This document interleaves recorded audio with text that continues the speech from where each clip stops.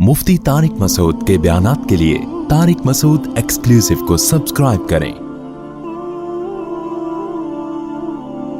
Tariq Masood exclusive.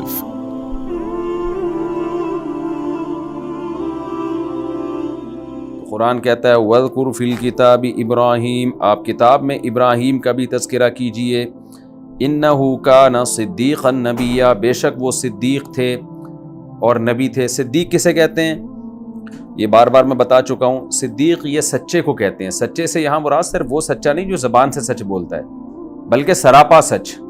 तो सरापा सच उसे कहते हैं कि जिसके कौल व अमल में तज़ाद ना हो, यानी मुनाफ़क़त की अपोजिट है, ये मुनाफ़क़त का उलट है। एक होता है ना निफाक के कौल व फ़िल में तज़ाद है आपके, एक सिद्दीक़ है जो मुनाफिक का बिल्कुल उलट होता है कि जिसके कौल व फ़िल में बिल्कुल भी तज़ाद ना हो, और कौल भी ठीक हो अमल भी ठीक हो। बाज़ दफ़ा कौल व फ़िल में तज़ाद तो नहीं होता, लेकिन ना कौल ठीक होता है और ना अमल ठीक होता है। जैसे एक आदमी बुराई करता है और लोगों को बताता है कि मैं बुरा हूँ, तो तज़ाद तो उसके भी कौल व फ़िल में नहीं है, जैसा है वैसा ही बता रहा है वो, लेकिन खुद बुरा है। तो सिद्दीक़ कहते हैं कि जिसके कौल व फ़िल में तज़ाद ना हो और कौल भी ठीक हो और फ़िल भी ठीक हो। इसी वजह से इसका बेहतरीन जो मतलब बयान किया गया है ना सिद्दीक़ का, कुरान में आता है ना मिनन नबिय्यीना वस्सिद्दीक़ीना वश्शुहदाई वस्सालिहीना, चार तरह के लोग हैं जो जन्नती हैं, जो इनाम याफ्ता हैं। उनमें सिद्दीक़ीन को सबसे पहले, नबिय्यीन के बाद सिद्दीक़ीन को शामिल किया गया है। तो वहाँ भी मैंने इसको हाईलाइट किया था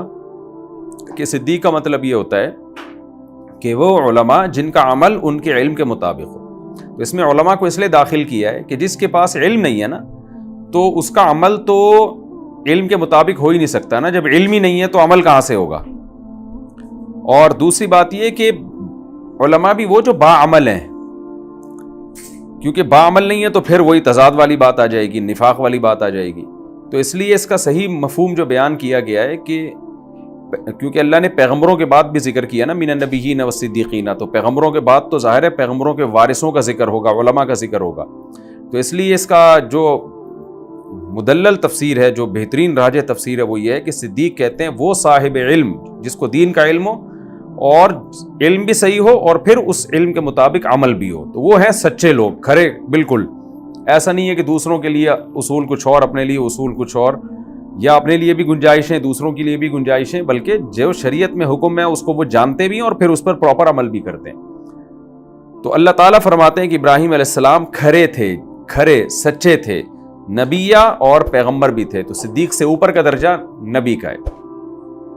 इज़ क़ाल लि अबीही, जब इब्राहीम ने अपने वालिद से कहा, या अबती, ए मेरे अब्बा। तो इस जुमले में थोड़ा प्यार है ता की वजह से, ए मेरे अब्बा, लिमा ताबुदू, आप इबादत क्यों करते हैं, मा ला यस्मऊ, उन माबूदों की जो ना सुनते हैं, वला युबसिरू, और ना देखते हैं, वला युगनी अन्का शैआ, और आपको ज़र्रा बराबर भी फ़ायदा नहीं पहुँचा सकते। या अबती, ए मेरे प्यारे अब्बा, इन्नी क़द जाअनी मिनल इल्म, मेरे पास इल्म आ चुका है। इल्म का मतलब जानना, नॉलेज, यानी इन माबूदों के बातिल होने की दलील मेरे पास आ चुकी है। अल्लाह ने मुझ पर अपना फजल किया कि मैं कल्चर को फॉलो नहीं कर रहा, मुझे शरह सदर इत्मीनान हो गया कि ये गलत है। बाज़ दफ़ा होता ही है ना कि आप सोसाइटी को फॉलो करने की वजह से गुमराह हो जाते हैं और आप उसी चीज़ को ठीक समझना शुरू कर देते हैं। आप ये सोचते हैं इतने सारे लोग तो गलत नहीं हो सकते, तो भाई कुछ ना कुछ तो होगा इन बुतों में। तो इब्राहीम अलैहिस्सलाम कह रहे हैं मुझे कॉन्फिडेंस है इस पर, मैं बहुत कॉन्फिडेंट हूँ कि ये गलत हैं, ये कुछ भी नहीं कर सकते। ये इब्राहीम अलैहिस्सलाम ने क्यों फरमाया, ताकि वालिद मोहतरम को यकीन आ जाए कि मेरा जो बेटा है वो अला वजहिल बसीरा सही रास्ते की दावत दे रहा है, उसको इसमें कंफ्यूजन नहीं है। क्योंकि जो दाई है ना वो खुद ही अगर कंफ्यूज है तो उसकी दावत में फिर असर नहीं होता। लोग कहते हैं भाई इनको तो खुद नहीं अपने दावे पर यकीन है, ये तो खुद कंफ्यूजन का शिकार है, तो हमें क्या समझाएंगे। तो इसलिए इब्राहीम अलैहिस्सलाम ने कहा मैं जो आपके सामने दावा कर रहा हूँ ना कि ये बुत कुछ नहीं कर सकते, तो मेरे पास इसके बारे में इल्म आ चुका है अल्लाह की तरफ से, यानी अल्लाह की तरफ से मुझे जो है सही हिदायत दे दी गई है, तो मैं कॉन्फिडेंटली ये बात कर रहा हूँ। मालम याती का ये इल्म आपके पास नहीं है, आप कल्चर को फॉलो कर रहे हैं। फत्तबिअनी, लिहाजा आप मुझे फॉलो करें, कल्चर को फॉलो ना करें। अहदी का सिरातन सविया, मैं आपको सीधा रास्ता दिखाऊंगा, गाइडेंस करूंगा, कल्चर आपको गुमराही की तरफ लेके जाएगा। یا ابتی لا تعبد الشیطان، اے میرے والد آپ شیطان کو فالو مت کریں۔ اب دیکھیں ابراہیم علیہ السلام کی جو دعوت کا انداز ہے نا، وہ نرمی سے تھوڑا تھوڑا سختی کی طرف جا رہا ہے۔ سختی تو انہوں نے بالکل نہیں کی اپنے والد کے سامنے، لیکن اس میں شدت نرمی سے پیدا ہو رہی ہے۔ شروع میں کیا کہا کہ یہ کچھ بھی نہیں کر سکتے، شیطان کی بات نہیں کی کہ آپ شیطان کو فالو کر رہے ہیں، لیکن اس کے بعد کیا کہا کہ میں جو بات کر رہا ہوں وہ دلیل کے ساتھ کر رہا ہوں۔ تیسرے نمبر پہ تھوڑی سی شدت اختیار کی، لا تعبدی الشیطان، کہ آپ جو کچھ کر رہے ہیں نا یہ اصل میں شیطان کی اتباع ہے، تو آپ شیطان کی اتباع نہ کیجئے۔ ان الشیطان کان للرحمن عصیا، شیطان تو رحمان کا نافرمان ہے، تو وہ تو چاہے گا کہ لوگ بھی اللہ کے نافرمان بن جائیں۔ یا ابتی انی اخاف ان یمسک عذاب من الرحمن، اب ابراہیم علیہ السلام نے اپنی خیر خواہی کو اپنے والد کے سامنے ظاہر کیا کہ میں جو آپ کو بت پرستی آپ سے چھڑوا رہا ہوں، اس میں میرا کوئی ذاتی مفاد نہیں ہے، کوئی لالچ نہیں ہے، میں آپ کی خیر خواہی میں یہ کام کر رہا ہوں، کیونکہ بیٹے کو باپ سے محبت ہوتی ہے، بیٹا چاہتا ہے کہ باپ مصیبت سے بچ جائے، تو میں بھی چاہتا ہوں کہ آپ کسی مصیبت سے بچ جائیں، تو میں اپنے اولاد ہونے کا حق ادا کر رہا ہوں۔ تو کوئی میرا مقصد کوئی دنیا کی لالچ یا آپ کو نقصان پہنچانا نہیں ہے کہ کلچر کی مخالفت کروا کے آپ کو میں نقصان پہنچاؤں۔ لہذا فرمانے لگے انی اخاف ان یمسک عذاب من الرحمن، مجھے ڈر ہے کہ آپ کو رحمان کی طرف سے عذاب نہ پہنچ جائے، فتکون للشیطان ولیا، تو آپ ہو جائیں گے شیطان کے دوست، پھر شیطان ہی کے ساتھ کہیں یعنی حشر نہ ہو جائے آپ کا۔ تو یہ لفظ تو ابراہیم علیہ السلام نے صراحتاً نہیں کہا کہ آپ کا شیطان کے ساتھ حشر نہ ہو جائے، مطلب یہ سارے پیغامات اس میں چھپے ہوئے ہیں، تو ادب کا خیال کر رہے ہیں، بالکل واضح لفظوں میں والد کو دھمکیاں نہیں دے رہے۔ قال اراغب انت عن آلہتی یا ابراہیم، ابراہیم علیہ السلام کے والد نے کہا کہ اے ابراہیم کیا تو مجھے میرے معبودوں سے دور کر رہا ہے، کیا تو میرے معبودوں سے اعراض کر رہا ہے؟ یعنی والد کو صرف اس پر اشکال نہیں تھا کہ مجھے کیوں توحید کی دعوت دے رہا ہے، بلکہ والد صاحب کو تو اس پر بھی اشکال تھا کہ خود کیوں بتوں کی عبادت نہیں کر رہے۔ یعنی ابراہیم علیہ السلام تو ایک انتہا کی طرف گئے ہوئے ہیں نا کہ میں تو چھوڑ رہا ہوں، میں نے تو چھوڑ دیے بتوں کو، آپ کو بھی چھوڑنا ہے، اور ابا دوسری انتہا کی طرف گئے ہوئے ہیں کہ میرا چھوڑنے کو تو چھوڑو، تم میرے معبودوں سے کیسے اعراض کر کے بیٹھے ہو، تمہیں تو میرے ان معبودوں کی عبادت کرنی پڑے گی۔ اراغب انت عن آلہتی یا ابراہیم، اے ابراہیم کیا تم میرے معبودوں سے اعراض کر رہے ہو، لئن لم تنتہی، اگر تو اس اعراض سے باز نہ آیا، معبودوں کی عبادت سے جو برات کا اعلان کیا ہے، اگر تو اس سے باز نہ آیا، لأرجمنک، میں تجھے پتھروں سے مار دوں گا ضرور بضرور، وہجرنی ملیا، اور مجھے میرے حال پہ چھوڑ دے ہمیشہ کے لیے۔ رجم یرجم کا میں نے ترجمے بتایا نا، تو جو اس کا اصل معنی ہے وہ پتھروں سے مارنا ہی ہوتا ہے، تو زیادہ تر مفسرین پتھروں سے مارنے کا ہی ترجمہ کر رہے ہیں، تو کہ میں تجھے، اور اس زمانے میں مارا کرتے تھے لوگ پتھروں سے جب سخت سزا کسی کو دینی ہوتی تھی، تو میں تجھے پتھروں سے مار کے ہلاک کر دوں گا اور تو مجھے میرے حال پہ چھوڑ دے۔ جب ابراہیم علیہ السلام نے دیکھا کہ بالکل ذرہ برابر بھی باپ میں لچک نہیں ہے، بلکہ الٹا مجھے دھمکیاں دی جا رہی ہیں کہ پتھروں سے مارنے کی دھمکیاں دی جا رہی ہیں، تو کیا فرمایا ابراہیم علیہ السلام نے، سلام علیک، آپ پر سلامتی ہو، سأستغفر لک ربی، میں اپنے رب سے آپ کے لیے مغفرت کی دعا طلب کروں گا۔ کیا مطلب کہ ہدایت سے اسباب کی دنیا میں تو میں مایوس ہو گیا ہوں، یہ رسپانس ملا ہے تو مجھے نہیں لگتا کہ آپ کو ہدایت ملے گی، باقی اللہ دینا چاہے تو الگ بات ہے، لیکن میں اللہ سے آپ کی مغفرت کی دعا مانگوں گا کہ آپ کو توبہ کی توفیق نہیں بھی مل رہی تو اللہ آپ کے اس جرم کو معاف کر دے۔ انہ کان بی حفیہ، وہ میرا رب میرے ساتھ مہربان ہے۔ یہ اس اشکال کا جواب دیا کہ ابھی تو کہہ رہے تھے کہ شیطان اللہ کی طرف سے عذاب آ سکتا ہے آپ کے اوپر اور آپ بتوں کی عبادت کر کے گمراہی کی طرف جا رہے ہیں، اب آپ کہہ رہے ہیں کہ میں آپ کے لیے دعا کروں گا تو اللہ امید مغفرت کر دے، تو اللہ پھر اس کا مطلب اللہ جو ہے ابراہیم علیہ السلام کے باپ سے گویا محبت کرتا ہے جو مغفرت کر دے گا، تو اس کا جواب ابراہیم علیہ السلام نے دیا کہ آپ سے اس کو محبت ہو نہ ہو، میرے ساتھ مہربان ہے، تو ہو سکتا ہے میری وجہ سے آپ کی بخشش کر دے، وہ تو ممکن ہے کہ میں دعا آپ کے لیے مانگوں گا تو اس گناہ کے باوجود آپ کو بخش دے، وہ اس بات کا امکان موجود ہے، یا آپ کو توبہ کی توفیق دے دے۔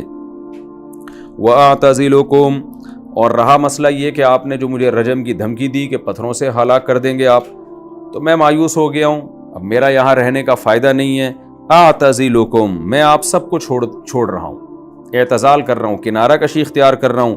وما تدعون من دون اللہ، اور اللہ کے سوا آپ جن معبودوں کو پکارتے ہیں ان کو بھی چھوڑ رہا ہوں۔ چھوڑنے کا مطلب یہ کہ ابراہیم علیہ السلام تو پہلے بھی ان کی عبادت نہیں کرتے تھے، مطلب یہ کہ عملی طور پر یعنی فزیکلی اور اپنے آپ کو یہاں سے ہجرت کر کے اس ماحول سے دور کر رہا ہوں میں۔ ایک شخص رہتا ہے نا بتوں کے درمیان، تو وہ ہجرت کر لے اور کہے کہ میں ظاہری طور پر بھی ان بتوں کو چھوڑ کے جا رہا ہوں، عبادت تو دور کی بات ہے، اس ماحول میں ہی نہیں رہنا پسند کروں گا میں۔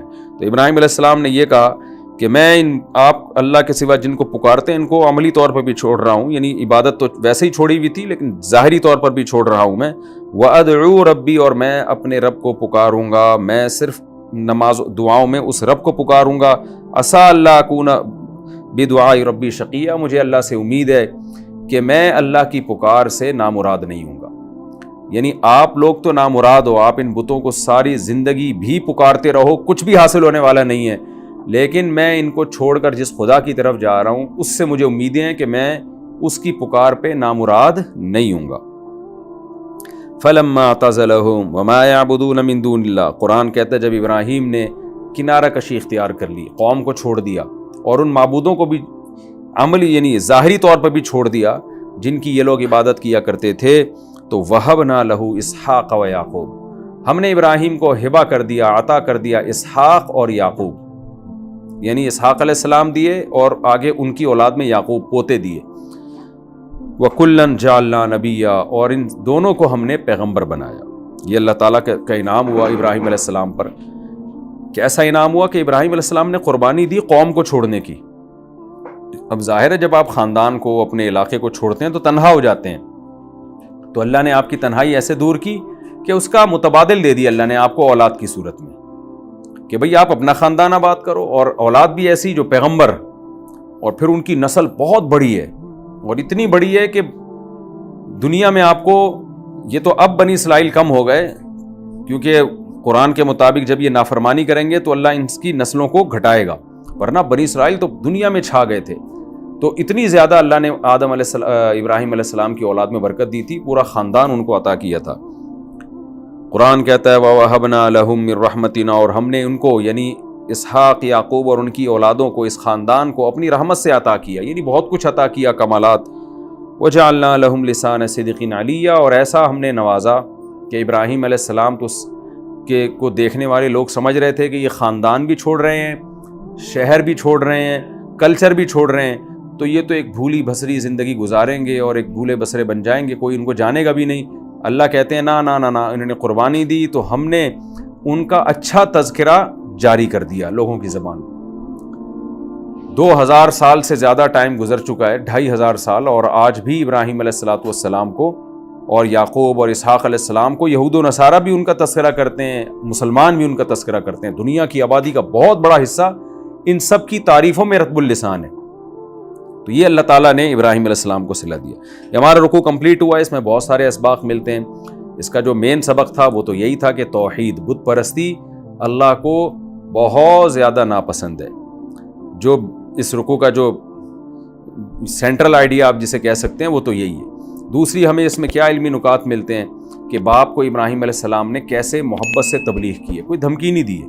باپ کی طرف سے دھمکی آ رہی ہیں کہ پتھروں سے مار دوں گا، یہ کر دوں گا، رپلائی میں ابراہیم علیہ السلام کی طرف سے کوئی دھمکی نہیں ہے۔ آج آپ دیکھ لیں کیسے لوگ بات کر رہے ہوتے ہیں، باپ کو کہہ رہے ہوتے ہیں شٹ اپ، اور باپ کو کہہ رہے ہوتے ہیں آپ اپنی زبان بند کر لیں، آپ خاموش ہو جائیں۔ میرے پاس ایک شخص آیا نا اور اپنے والد کی بڑی شکایتیں کر رہا تھا اور کہہ رہا تھا میرے ابا بڑے ایسے ہیں، یوں ہیں، فلانا ہیں، تو چیختا تھا باپ کے سامنے۔ میں نے کہا تمہارے والد ابراہیم علیہ السلام کے والد سے زیادہ نافرمان نہیں ہو سکتے۔ ابراہیم علیہ السلام کے والد کا جو گناہ تھا، کافر بھی تھے، بت بناتے بھی تھے اور بت فروش بھی تھے، اور اپنی بیٹے کو زبردستی بت پرستی پہ مجبور بھی کر رہے تھے۔ اس سے زیادہ تو ایکسٹریم لیول پہ خدا کی نافرمانی اور بغاوت نہیں ہو سکتی۔ اور بیٹے سے میں نے اس سے کہا، اس شخص سے، کہ تم ابراہیم علیہ السلام سے زیادہ اچھے نہیں ہو سکتے، یعنی بیٹا کیسا ہے، اللہ کا خلیل، تو ایسے نافرمان باپ کے سامنے اتنا فرما بردار بیٹا بھی اونچی آواز سے بات نہیں کر رہا اور اے میرے ابا اور اے میرے ابا اور اس طرح سے سمجھا رہے ہیں, اور باپ کی طرف سے جو رپلائی آ رہا ہے وہ کتنی سخت دھمکیاں آ رہی ہیں, پھر بھی کیا کہہ رہے ہیں, سلام علیک, آپ پر سلامتی ہو. دعا کا آپشن ہے میرے پاس, میں دعائیں مانگوں گا. تو میں نے کہا کہ اس سے پتہ چلتا ہے بھائی کتنا بڑا حق ہے باپ کا. اللہ نے بتا دیا کہ باپ کو کیسے نصیحت کی جاتی ہے. تو یہ جو جملے آج کل اولادیں باپ کے سامنے کہ آپ خاموش ہو جاؤ, یا باپ کے سامنے چیخنا چلانا شروع کر دینا کہ آپ کون ہوتے ہو بولنے والے, آپ کو کس نے یہ حق دیا ہے, اس طرح کی گھروں میں بڑا ماحول بن رہا ہے. یہ بہت خطرناک ہے, بہت بڑا گناہ ہے. یہ دنیا میں آپ کے لیے نحوست کا ذریعہ بن سکتی ہے یہ چیز. تو اس لیے بہت شریعت میں ماں باپ کا احترام ہے, اس کا خیال کرنا چاہیے. یہ بھی ہمیں اس رکوع سے بہت اہم سبق ملتا ہے. اور یہ جو ابراہیم علیہ السلام نے دعا کی درخواست کی تھی, دعا کی وعدہ کیا تھا کہ میں آپ کے لیے دعا مانگوں گا, قرآن میں دوسری جگہ پر ہے کہ اللہ تعالیٰ نے ابراہیم علیہ السلام پر پابندی لگا دی کہ مشرک کے لیے دعا نہیں کر سکتے آپ. تو چونکہ ابراہیم علیہ السلام نے وعدہ کیا تھا تو انہوں نے اپنے باپ کے لیے ایک دعا کی, لیکن اس کے بعد اللہ تعالیٰ نے پابندی لگا دی کہ مشرک کے لیے دعا نہیں ہو سکتی. حدیث میں آتا ہے کہ قیامت کے دن ابراہیم علیہ السلام کے والد کو جب لایا جائے گا جہنم میں ڈالنے کے لیے, تو ابراہیم علیہ السلام اللہ تعالیٰ سے کہیں گے کہ اللہ تو نے مجھ سے وعدہ کیا تھا کہ تو مجھے قیامت کے دن رسوا نہیں کرے گا, لا تخزنی یوم یبعثون. تو میرے لیے اس سے بڑی رسوائی کیا ہو سکتی ہے کہ میرے باپ کو جہنم میں ڈالا جا رہا ہے. کیونکہ ظاہر ہے پیغمبر کو تو اپنے ماں باپ سے محبت ہوتی ہے, بے شک وہ مشرک تھے لیکن بچپن میں پالا ہے, ظاہر ہے اللہ نے ان کے ذریعے ان کو پیدا کیا ہے. تو یہ ایک شفقت اور ایک محبت, یہ تو ایک نیچرل ہے, فطری چیز ہے. تو ابراہیم علیہ السلام کہیں گے اللہ یہ میرے لیے اس سے بڑی رسوائی کیا ہو سکتی ہے کہ میرا, یعنی انسان کو تو فخر ہوتا ہے نا اپنے باپ پہ. تو حدیث میں آتا ہے کہ اللہ تعالیٰ کہیں گے کہ اے ابراہیم, میرا یہ اٹل فیصلہ ہے کہ میں نے مشرک پر جنت کو حرام کر دیا ہے. یہ نہیں ہو سکتا کہ آپ کو خوش کرنے کے لیے میں ان کو جنت میں لے جاؤں یا جہنم سے بچا لوں. یہ ہو سکتا ہے کہ ان کی شکل کو تبدیل کر دوں گا میں. تو حدیث میں آتا ہے کہ ابراہیم علیہ السلام کے والد کی شکل کو تبدیل کر دیا جائے گا, تو دیکھنے میں ان کو اپنے والد لگیں گے نہیں شکل میں, پھر ان کو آگ میں ڈالا جائے گا. اللہ تعالیٰ ہم سب کو جہنم کی آگ سے محفوظ رکھے. اور ہمیں شکر ادا کرنا چاہیے کہ اللہ نے ہمیں جو والدین دیے وہ توحید پرست تھے, ان کے دنیا سے جانے کے بعد ہم ان کے لیے دعائیں کر سکتے ہیں. اور یہ بھی انہی پیغمبروں کی برکت سے ہمیں ماں باپ ایمان والے ملے کہ اسلام پھیلا دنیا میں, توحید پھیلی, اور ہمارے والدین بھی مسلمان تھے, ان کے باپ دادے بھی مسلمان تھے. تو جنہوں نے بھی ہمارے باپ دادوں پہ صدیوں پہلے محنت کی ہے, ان کو اسلام کی طرف لانے کا ذریعہ بنے, وہ تمام داعی, مجاہدین, مبلغین, وہ سب ہمارے محسنین ہیں. ہمیں ان کے لیے بھی دعا کرنی چاہیے کہ اللہ ان کے اس عمل کو ان کے لیے صدقہ جاریہ بنائے, کہ کم از کم اپنے والدین کے لیے ہم دعا تو کر سکتے ہیں. تو ابراہیم علیہ السلام پر اللہ نے دعا پر بھی پابندی لگا دی.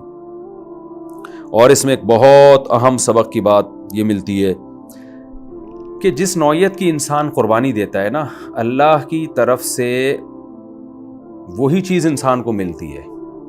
جیسے حدیث میں آتا ہے کہ صدقہ جو ہے مال کو کم نہیں کرتا. کیا مطلب؟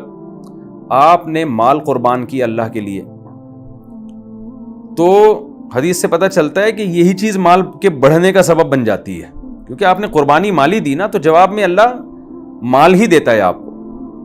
آپ اللہ کے لیے, حدیث میں آتا ہے من تواضع للہ رفعہ اللہ, جو اللہ کے لیے عاجزی اختیار کرتا ہے نا, جھک جاتا ہے, تو اللہ اس کو اونچا کر دیتے ہیں, اس کی عزت لوگوں کی نظر میں بڑھ جاتی ہے. حالانکہ آپ نے تو عزت کو قربان کیا, لیکن اللہ نے اور عزت دے دی آپ کو. تو یہ اللہ تعالیٰ کی عادت ہے کہ جس نوعیت کی قربانی دی جاتی ہے تو اسی نوعیت کی نعمت اللہ دے دیتا ہے. ابراہیم علیہ السلام نے قربانی دی, خاندان چھوڑا, یہ آسان نہیں ہوتا, آپ بالکل تنہا ہو جاتے ہیں, تو اللہ نے اس سے کروڑہ گنا بہتر خاندان ابراہیم علیہ السلام کو دے دیا. ابراہیم علیہ السلام کی دوسری شادی بھی ہوئی, حضرت سارہ تھیں ابراہیم علیہ السلام کی زوجہ, ان کے اولاد نہیں تھی, تو ابراہیم علیہ السلام نے اس لیے دوسری شادی کی حضرت ہاجرہ سے, ان سے حضرت اسماعیل علیہ السلام پیدا ہوئے. تو حضرت اسماعیل کی پیدائش کے بعد ابراہیم علیہ السلام نے پھر اپنا علاقہ چھوڑنے کا ارادہ کیا, تو اس کے بعد اللہ نے حضرت سارہ سے بھی آپ کو دو بیٹا اور پوتا دے دیا. تو یعنی جو پہلی زوجہ جن سے اولاد نہیں ہو رہی تھی, ان سے بھی اللہ نے آپ کو اولاد دے دی. تو اسحاق علیہ السلام اور پھر ان کے بیٹے یعقوب علیہ السلام, یہ اسماعیل علیہ السلام کے بعد پیدا ہوئے ہیں. تو مزید اللہ نے آپ کے خاندان کو بڑا کر دیا. اس سے اولاد کی فضیلت بھی معلوم ہوتی ہے کہ بچے دو ہی اچھے ہوتے تو اللہ تعالیٰ ابراہیم علیہ السلام کو اتنی اولادوں کے اور پوتوں تک کے وعدے نہ کر رہا ہوتا. یہ پوتا جو ہے نا اس کو بھی اولاد ہی میں شامل کیا گیا ہے. تو یہ بھی ایک نقطے کی بات پتہ چلتی ہے ہمیں کہ بیٹا جیسے آپ کی اولادوں میں ہے پوتا بھی ہے. تو آج کل جو لوگ اپنے بیٹوں کی شادیاں دیر سے کراتے ہیں نا تو وہ اپنے آپ کو بھی اولاد سے محروم رکھتے ہیں. آپ اپنے بیٹوں کی جلدی شادی کراؤ, آپ کو بھی اللہ پوتے کی نعمت دے گا. لیکن یہ ساری باتیں جب سمجھ میں آئیں گی جب اولاد کو انسان نعمت سمجھے. فیملی پلاننگ والوں نے اولاد کو نعمت کے بجائے ایک بوجھ بنا کے پیش کیا ہے کہ بچہ پیدا ہوتا ہے تو ملک پہ بوجھ بنتا ہے, وہ خاندان پہ بوجھ بنتا ہے, وہ غربت اور مہنگائی میں اضافے کا ذریعہ بنتا ہے. تو جب یہ سوچ آپ کی بن جائے گی تو یہ ساری باتیں آپ کے لیے بالکل کوئی حیثیت نہیں رکھتی. اور ہبا کا لفظ جو قرآن استعمال کر رہا ہے, میں جس کو چاہتا ہوں بیٹے ہبا کرتا ہوں, جس کو چاہتا ہوں بیٹیاں ہبا کرتا ہوں, یہ ہبا کا لفظ ہی غلط ہو جائے گا. ہبا تو گفٹ کو کہتے ہیں. تو اولاد کی کثرت اگر یعنی وہ غربت اور مہنگائی کا ذریعہ بن رہی ہے تو وہ گفٹ ہو رہی, وہ تو پھر پینلٹی ہو گئی ہے, اللہ کی طرف سے جرمانہ ہو گیا, ایک سزا ہو گئی. تو اس سے پتہ چلتا ہے کہ اسلام کے نظریات اور فیملی پلاننگ والوں کے بالکل 180 ڈگری پر ہے. اس لیے میں اس کے خلاف اتنا بولتا ہوں کہ آج دیندار لوگ بھی ان زہریلے اثرات سے متاثر ہو گئے اور وہی فضول باتیں کرتے رہتے ہیں کہ تربیت کیسے ہوگی تے اور کھلائیں گے کہاں سے وغیرہ وغیرہ. تو حالانکہ اولاد کھلائے گی آپ کو. تو اللہ تعالیٰ جب نوازتے ہیں تو ابراہیم علیہ السلام کو اللہ نے بڑھاپے میں بھی اولاد دی اور اسماعیل علیہ السلام بھی اللہ نے آپ کو دی, اور پھر ان کی یعقوب علیہ السلام کے یعنی یعقوب علیہ السلام اور اسحاق علیہ السلام کی بہت زیادہ پھر اللہ نے برکت دی. ابراہیم علیہ السلام تو چونکہ بوڑھے ہو گئے تھے نا تو اب ان کو تو ایک معجزے کے طور پر ایک بیٹا مل گیا بڑھاپے میں, اسحاق. لیکن پھر وہ کمی اللہ نے ایسے پوری کی ہے کہ اسحاق علیہ السلام اور یعقوب علیہ السلام کو پھر بہت کثرت سے اللہ نے اولادیں دی. تو ابراہیم علیہ السلام کا خاندان دوبارہ آباد ہو گیا اور بہت بڑا خاندان ابراہیم علیہ السلام کو اللہ نے دے دیا. تو جس نوعیت کی انسان قربانی دیتا ہے تو اللہ اسی نوعیت کی نعمت اللہ ان کو عطا کر دیتے ہیں اس سے بہتر. ابراہیم علیہ السلام نہ چھوڑتے اپنی قوم کو تو اسی میں رہتے, ہجرت کر لی تو کیسی بڑی نعمت مل گئی. تو ہمیں یہ سبق ملتا ہے کہ ہمیں دین کو فوکس کرنا ہے, قربانی دینی ہے اللہ کے لیے, اور یہ فکر نہیں کرنی کہ یہ نعمت ہم سے چھن جائے گی. چھنے گی نہیں, اس سے بہتر نعمت اللہ آپ کو عطا کر دیں گے. اور اس سے ہمیں یہ بھی پتہ چلتا ہے وَوَهَبْنَا لَهُم مِّن رَحْمَتِنَا کہ دیکھیں اللہ تعالیٰ اولاد جو دیتا ہے نا, نیک اولاد. یہاں کہیں بھی قرآن نہیں کہہ رہا کہ ہم نے ابراہیم علیہ السلام کو دولت دے دی یا آپ کے بچوں کو ہم نے اسٹیبل کر دیا. نہ, نیک اولاد, نیک اولاد. سب سے بڑی نعمت مالدار اولاد نہیں ہے, نیک اولاد ہے. آج والدین اس بات کو فوکس کرتے ہیں کہ ہمارا بیٹا پیسہ کمائے, بے شک نماز نہ پڑھے. لیکن قرآن سے پتہ چلتا ہے کہ آپ کا بیٹا بے شک پیسہ نہ کمائے لیکن نماز پڑھے اور شرعی حکام پر عمل کرے, تو یہ آپ کے لیے زیادہ بڑی کامیابی ہے, یہ آپ کے لیے زیادہ بڑی نعمت ہے. اور ایک آخری پوائنٹ کی بات اس میں جو بہت اہم کہ اللہ کہتے ہیں کہ وَجَعَلْنَا لَهُمْ لِسَانَ صِدْقٍ عَلِيًّا, ہم نے ان کا بعد والوں میں بھی اچھا تذکرہ جاری کر دیا. تو یہ بھی اللہ کی نعمت ہے کہ آپ کے مرنے کے بعد بھی لوگ آپ کا اچھا تذکرہ کریں. آپ ایسے کام کر کے جائیں کہ لوگ افسوس کریں کہ ایک اچھا آدمی آج دنیا سے چلا گیا, خوش نہ ہو کہ اچھا ہوا چلا گیا یہ دنیا سے. تو یہ بھی اللہ کی نعمت ہے کہ جب کوئی آپ اچھا کام کر کے جاتے ہیں تو آپ کا بعد میں تذکرہ ہوتا ہے. تو اس کو نعمتوں میں شمار کیا گیا ہے. تو ہمیں بھی ایسے کام کرنے چاہیے کہ ہمارا بعد میں اچھا تذکرہ کریں لوگ.